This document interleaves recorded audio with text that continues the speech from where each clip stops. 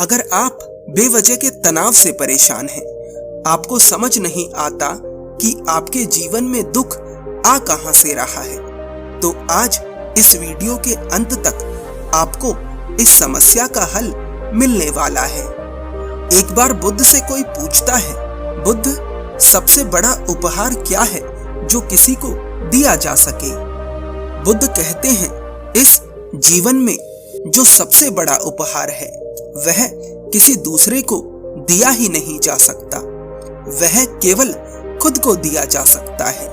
वह उपहार है स्वास्थ्य।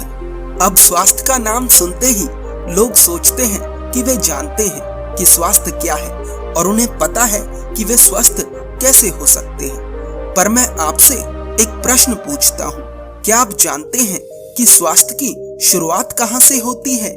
स्वास्थ्य का पहला चरण क्या है? जब बुद्ध स्वास्थ्य की बात करते हैं तो वे स्वास्थ्य के पहले चरण की बात करते हैं। बिना पहले चरण को समझे कोई भी व्यक्ति सफल नहीं हो सकता, कोई भी व्यक्ति खुश नहीं रह सकता। आज आप जो भी कर रहे हैं या भविष्य में जो भी करने वाले हैं, वो सब खुशी पाने का प्रयास है। लेकिन बुद्ध ने कहा है कि बिना इस पहले चरण को समझे कोई व्यक्ति खुश हो ही नहीं सकता। क्या आप जानना चाहते हैं कि स्वास्थ्य का पहला चरण क्या है? स्वास्थ्य का पहला चरण है पेट। भारत में ज्यादातर लोगों को पेट की समस्या है और यही कारण है कि ज्यादातर लोग असफल हैं, दुखी हैं। अब आपके मन में ये प्रश्न उठ सकता है कि सफलता का पेट से क्या संबंध है? मैं आपको समझाता हूँ। आपके दिमाग में ना हर समय तरह तरह के केमिकल्स रिलीज होते रहते हैं। आपको पता भी नहीं होता कि कब आपके दिमाग में कौन सा केमिकल रिलीज हो रहा है। इन केमिकल्स के कारण ही आपको अच्छा या बुरा महसूस होता है। जब आपका पेट खराब होता है, जब आपके पेट में कोई समस्या होती है, तब आपके दिमाग में नेगेटिव केमिकल्स रिलीज होते हैं, जिसके कारण आपको बुरा महसूस होता है। और जब आपके दिमाग में नेगेटिव केमिकल्स रिलीज हो रहे होते हैं, उस समय आप कुछ भी क्रिएटिव कर ही नहीं सकते। आप कुछ भी ऐसा कर ही नहीं सकते जो आपको भविष्य में सफल बनाएगा। यहाँ तक कि आप वो भी नहीं कर सकते जो करना आपको अच्छा लगता है। यहाँ तक कि धीरे धीरे आपको जीवन ही बुरा लगने लगता है। आपको लगता है कि यह जीवन नर्क है। छोटी छोटी समस्याएं बड़ी लगने लगती हैं। जीवन में उदासी छा जाती है। सब कुछ नीरस लगने लगता है। हम सोचने लगते हैं कि यह हमारे कर्मों का फल है। नहीं, ये हमारे कर्मों का फल नहीं, बल्कि हमारी नासमझी का फल है। हमने जीवन में उत्साह तो चाहा, लेकिन कभी ये ध्यान नहीं दिया कि यह उत्साह आता कहां से है। कोई भी व्यक्ति उत्साहित तभी रह सकता है जब वह स्वस्थ है, और स्वास्थ्य का संबंध पेट से है। हमारे शरीर के सभी अंगों को ऊर्जा प्रदान करने वाला जो केंद्र है वह पेट है।